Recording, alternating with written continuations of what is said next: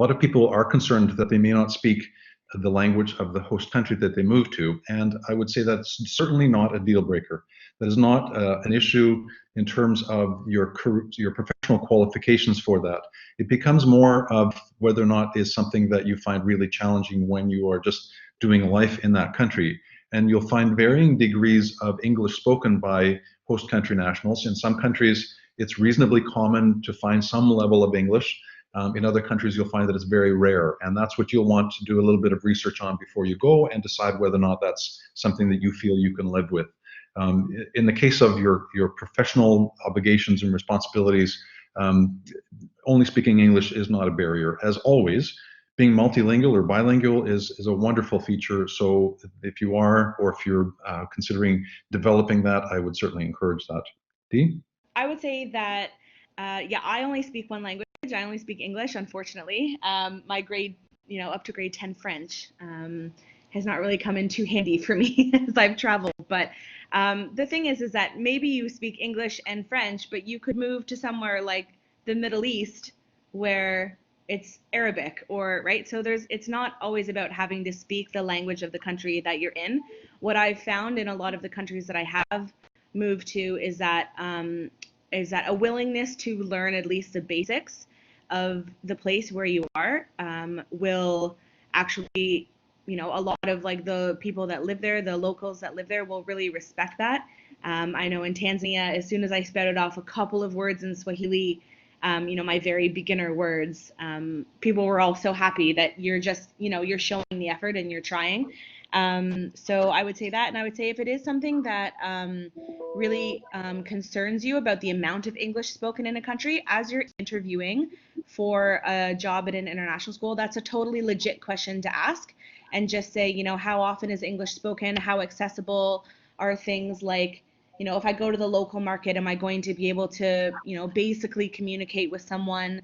When schools are looking for people, they're looking for people that are willing to kind of immerse themselves in a new environment, but it's a totally legit question for someone to ask as well.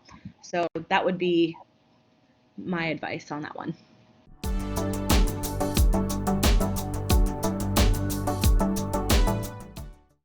I would say, like, I went to Scotland for Teachers College, and then I moved to Australia, and then home for a bit, and then back to the UK. And I would say in all of those places, I was kind of in like a bubble of familiarity, right? I lived somewhere where English was the spoken language. It was that quote, air quotes, Western kind of approach to things. So I would say that I really started my adventure of living overseas when I moved to Doha in the Middle East, and that was my first place where I was really, really immersing myself in something that was totally different. And even though I had students from all over the world, you find people, especially working in international schools, who are expats just like you, and you kind of become kind of your family away from home in these places. The communities at most international schools are really great because everyone's kind of in the same boat and away from home.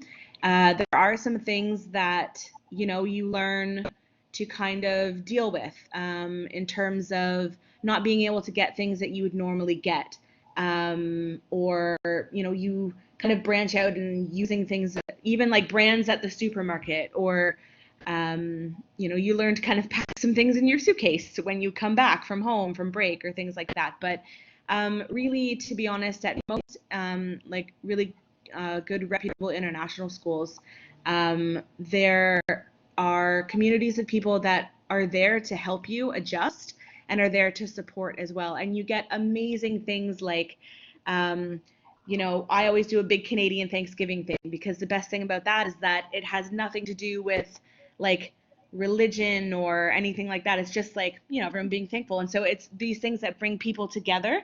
And you always get a lot of participation in things like those. And people in those communities are always really open to learning about people from other countries and things like that. So I think it's not as though you'll feel without a community. It's just that you'll be in a different community. So that would be my spiel for that one. Great. Thanks, Dee. In addition to that, I think I would want to point to a fundamental irony in answering this question, in that I don't actually think there's a direct correlation between how well traveled you are and how much time you've spent overseas as to whether or not you will really be able to handle it well, and not just handle it, but thrive in that kind of a context. I've worked with people who have lived overseas for many years, and I've actually felt that they're not very well suited for it. They don't seem to enjoy it. They're complaining all the time. And I've wondered why they continued with it. And in contrast to that, I have recruited often and then worked with people whose first experience it was to live overseas. And they have just blossomed in that kind of a context. So it really isn't about how much you've traveled and whether or not you've lived overseas. I think it boils down to a handful of really important variables. Are you a curious person? Do you really want to learn about the world in a very authentic way? Are you slow to judge? In other words, can you observe practices and can you look at things that are done very differently than the way you're used to having them done and just explore it and discover it and have some degree of respect for it? And then obviously, you make your own decisions about whether it's something you want to adopt or just, tolerate. And then some level of kind of an understanding of yourself, and then using that understanding of yourself to match up with where you're going to go. If you hate the cold, you're not going to want to move to Moscow. If you hate the heat, you probably won't want to move to Singapore. Some basics like that, and it sounds simple, but I've discovered that sometimes people overlook even that very basic level of research about where you're targeting to move or you're investigating about moving. So I would say if you have an appetite to explore and to learn about the world, and you want to do this, and it fits for you personally with the circumstances you're in at that stage of your life, I would really encourage you to do so.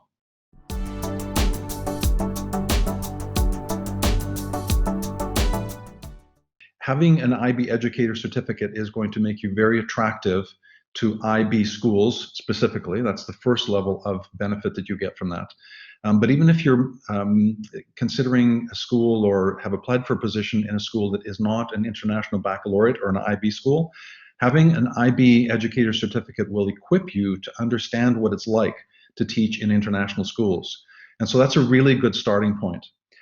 Beyond that, I would say be conscious of doing your homework. This is maybe a bit basic, but learn a bit about the country, learn a bit about the city, learn lots about the school that you're applying to, so that you can show yourself to be applying from as well-informed perspective as you can. That's always an impressive thing. And then it's really about authenticity, and just make sure that as you're exploring, you're really honest about the things you're looking for in your career and in your personal life, and you use that as a gauge as to whether or not you're applying to the right kinds of schools. I would echo Glenn in that the program that you'll be taking if you take the IBEC is, like you said, it might not be an IB school that you're going to, but a lot of international schools follow some sort of inquiry-based or conceptual-based learning curriculum, and that's exactly what the IB is. So, and everyone knows that. So whether it's a school that does the TFU from Project Zero or Understanding by Design, they're all very similar in terms of the basic underlying concept of inquiry-based learning. So it is something that will help your chances on a resume.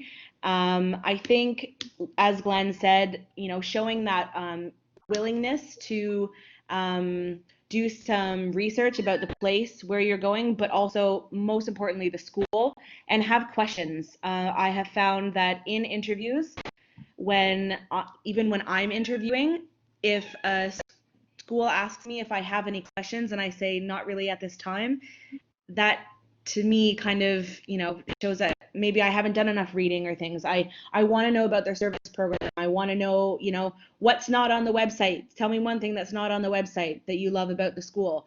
Things like that.